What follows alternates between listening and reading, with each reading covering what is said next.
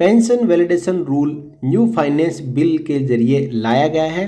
वो भी अपना काम यहाँ पे 8वें वेतन आयोग में करेगा। प्री और पोस्ट वेतन आयोग पेंशनर्स की पेंशन में अब पेरिटी रह सकती है और सरकार रख भी सकती है। यदि आपने न्यू फाइनेंस एक्ट 2025 को नहीं समझा है तो मैं आज आप सबके लिए वही द गैजेट ऑफ इंडिया लेके आया हूँ, जिसके जरिए फाइनेंस एक्ट 2025 को पब्लिश किया गया है। गैजेट तभी पब्लिश होता है जब कोई एक्ट या कानून फाइनली तौर पर राष्ट्रपति से मंजूर हो जाता है। देखिए, ये 29 मार्च 2025 को पब्लिश हुआ है और जो पब्लिशिंग अथॉरिटी है वो आप यहाँ पे देख पा रहे हैं, ministry of law and justice है। The following act of parliament received the assent of the president on 20 March 25 and is hereby published for general information. यानी इसको राष्ट्रपति की मंजूरी 29 मार्च 25 को मिली थी और 29 मार्च 25 को ही द गजेट में पब्लिश कर दिया गया। चलिए अब सीधा चलते हैं पेंशन वैलिडेशन रूल पे। देखिए, यह है part 4, validation of the central civil services pension rules and principles for expenditure on pension liabilities from the consolidated fund of India. यानी राष्ट्र के बजट में से पेंशन के ऊपर जितना खर्च होता है उसके ऊपर validation of the central civil services rules उसको लाया गया है। और आर्टिकल 309 यानी यहाँ पे संविधान के आर्टिकल के बारे में जो बातें लिखी गई है वो भी इसमें शामिल की गई है। लेकिन हम चलेंगे अपने मुद्दे के ऊपर कि पेंशन के बारे में इस एक्ट में क्या लिखा गया है। देखिए, इसके लिए हम चलेंगे पैरा नंबर 147।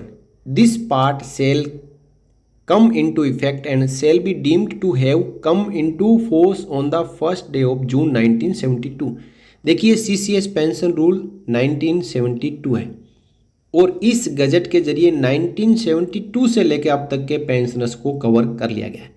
कभी भी कोई एक्ट आता है तो उस एक्ट के जारी होने या उसके बाद से लागू होता है, लेकिन इस पेंशन वैलिडेशन रूल को 1972 से लागू कर दिया है, जिसमें पेंशनर का मतलब है retired government servant under the pension rule and pension rule का मतलब है CCS pension rule 1972 as it existed prior to its cesser of operation और the civil services pension rule 2021। ये देखिए, 1972 का CCS पेंशन रूल है, उसको CCS पेंशन रूल 2021 से मॉडिफाई किया गया है।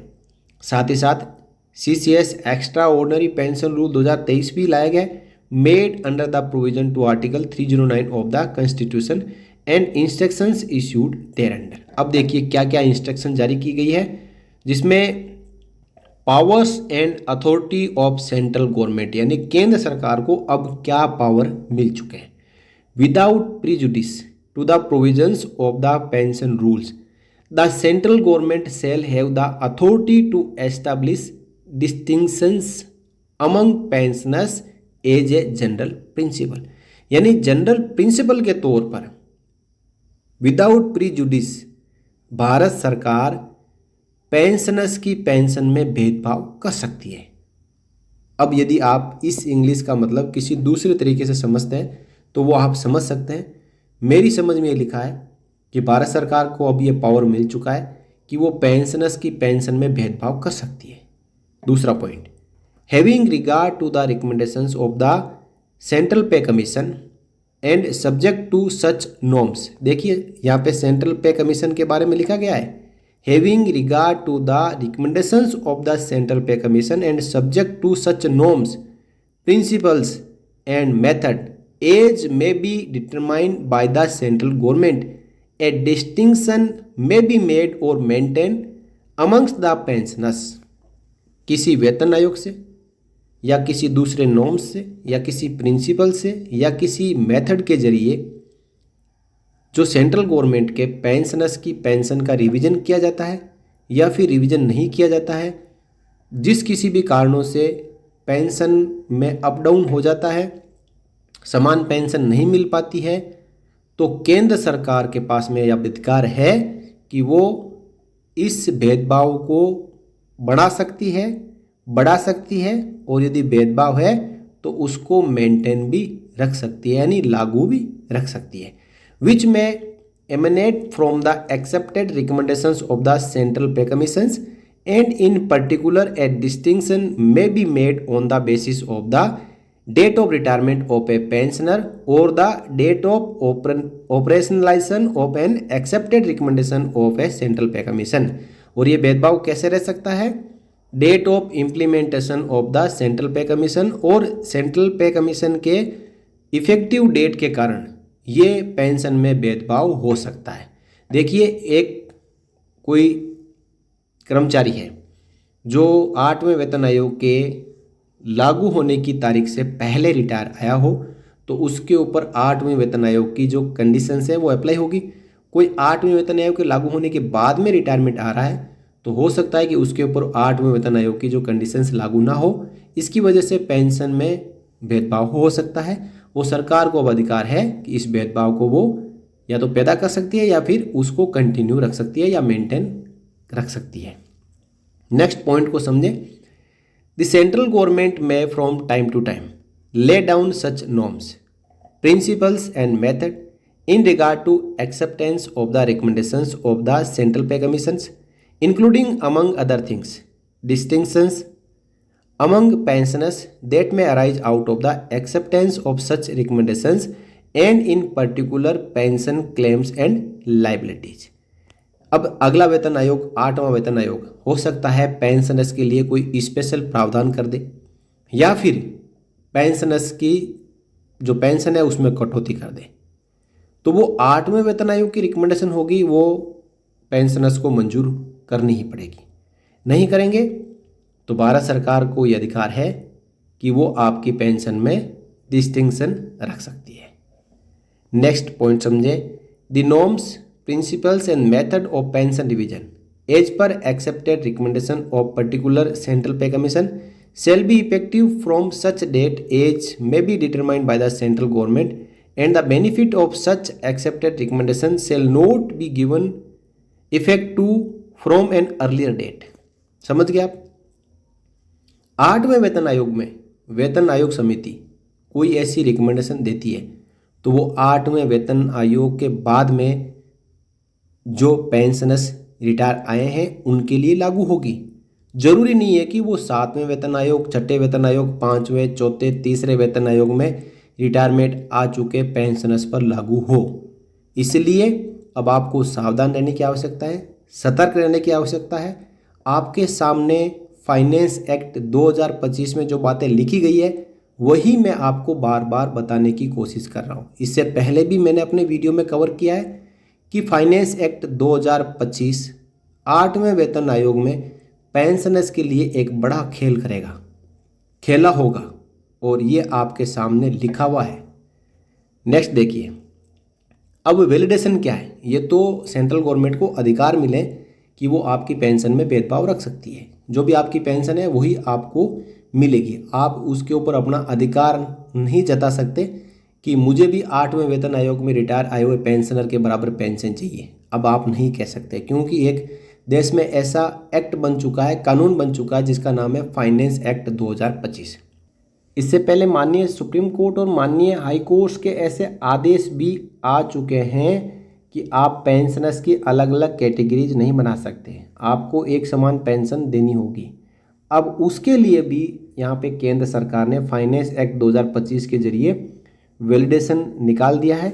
समझिए, notwithstanding anything contrary contained in any judgment, decree or order of any court, tribunal and or authority, and notwithstanding anything contained in the pension rules, यानी आज के बाद कोई भी जजमेंट आए, डिक्री आए या कोर्ट का ऑर्डर आए या ट्रिब्यूनल या अथॉरिटी किसी का भी आदेश आए, it is hereby clarified that the central government has the authority and shall always deemed to have had the authority to classify its pensioners. Supreme Court बार बार कहता है कि आप पेंशनर्स को क्लासीफाई नहीं कर सकते, उनके अलग अलग कैटेगरीज नहीं बना सकते। अब केंद्र सरकार कह रही है कि हम बना सकते हैं। अब केंद्र सरकार के पास में अधिकार है, राष्ट्रपति ने कानून के ऊपर मोहर लगा दी है।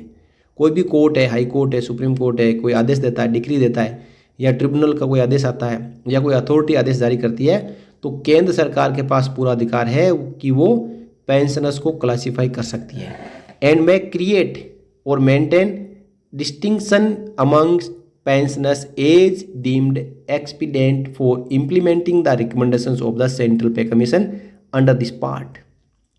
बहुत ही गंभीर बात लिखी गई है कि वो पेंशनर्स की अलग अलग कैटेगरी भी बना सकती है, उनको क्लासीफाई कर सकती है, और उनकी पेंशन में यदि भेदभाव है तो उसको भी रख सकती है, बरकरार रख सकती है। ये सब कुछ डिपेंड करेगा वेतन आयोग की रिकमेंडेशन के ऊपर। और वेतन आयोग को ये कह दिया गया है कि आप पेंशन का रिव्यू करते हो तो देश के विकास के कार्यों के लिए फंड बचा के रखना और देश के लोगों के कल्याणकारी कार्यों के लिए आप बजट के प्रावधानों को ध्यान में रखना। फाइनली इसमें लिखा गया है, it is also clarified that the date of retirement of pensioners shall be the basis of distinctions and for classification in regard to pension entitlement।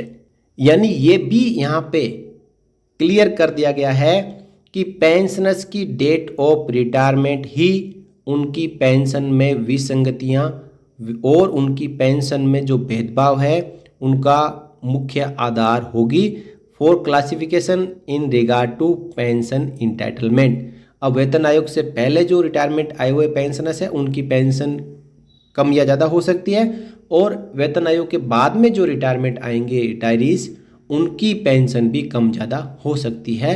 वो डिपेंड करेगा वेतन आयोग पेंशनर्स के लिए क्या रिकमेंडेशन देता है।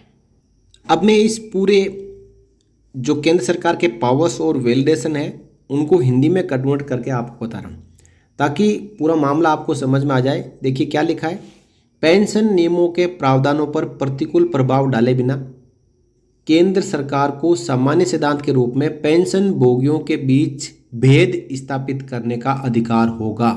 यानी भेदभाव स्थापित करने का अधिकार केंद्र सरकार के पास अब है।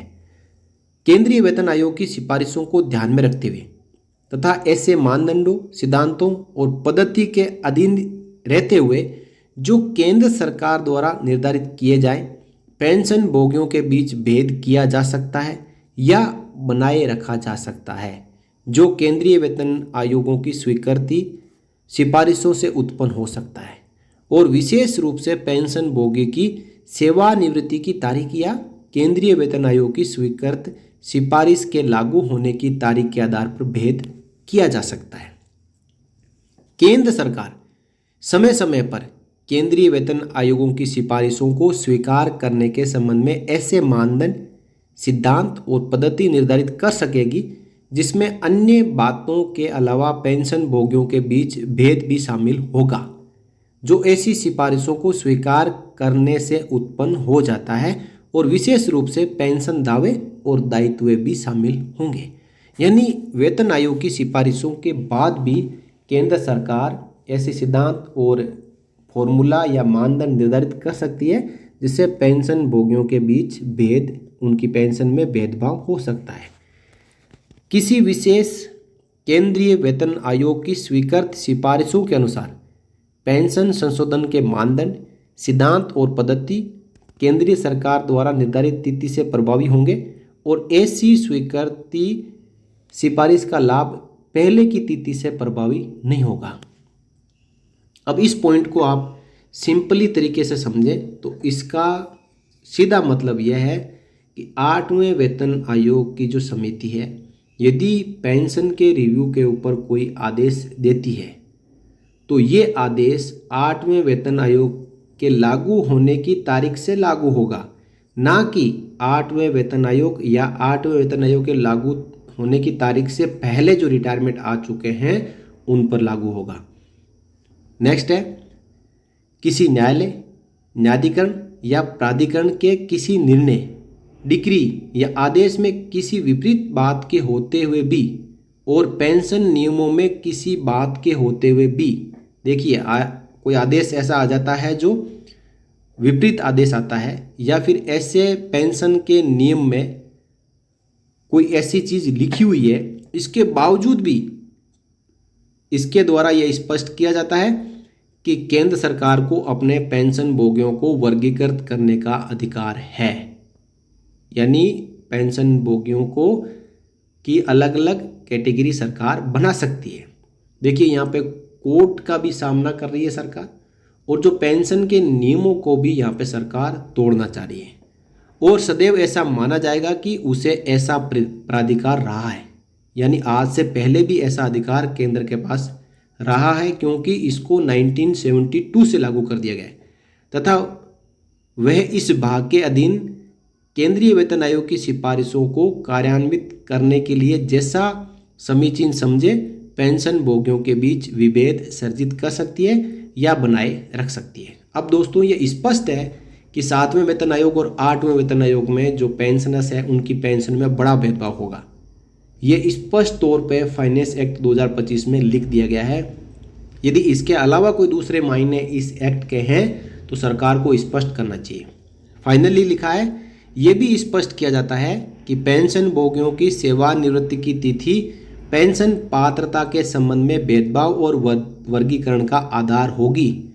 अब देखिए जो भेदभाव होगा, पेंशन कम होना ज़्यादा होना, इसका जो मेन आधार क्या होगा, पेंशनर की डेट ऑफ रिटायरमेंट, उसके आधार पर ही पेंशन का रिवीजन होगा और पेंशन में बढ़ोतरी या स्थिरीकरण होगा। तो दोस्तों अब क्या कहोगे आप? मैंने आप सबको फैक्ट के साथ में बता दिया कि सरकार की मंशा 8वें वेतन आयोग में पेंशनर्स के प्रति कुछ और है, जिसको आप समय रहते समझ जाए तो अच्छी बात है, नहीं तो आपको धोखा मिलेगा।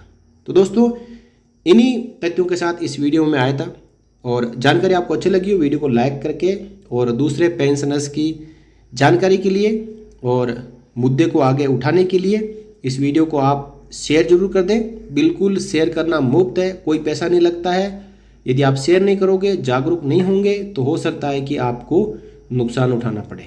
समय अभी है, समय रहते आप अपनी मांग को आगे पहुंचाएं और इस पेंशन वैलिडेशन रूल और फाइनेंस एक्ट में जो प्रावधान है 2025 में, इसको हटवाएं, और साथ ही साथ जो 8वें वेतन आयोग के संदर्भ की शर्तें हैं उनमें गारंटी के साथ पेंशनर्स के साथ कोई भेदभाव नहीं किया जाएगा, इस बात को शामिल करवाएं, तभी आपको न्याय मिलेगा। नहीं तो 8वां वेतन आयोग आपको झटका दे सकता है। फिर मिलेंगे अगली वीडियो में किसी और जानकारी के साथ, तब तक के लिए जय हिंद, जय भारत, वंदे मातरम।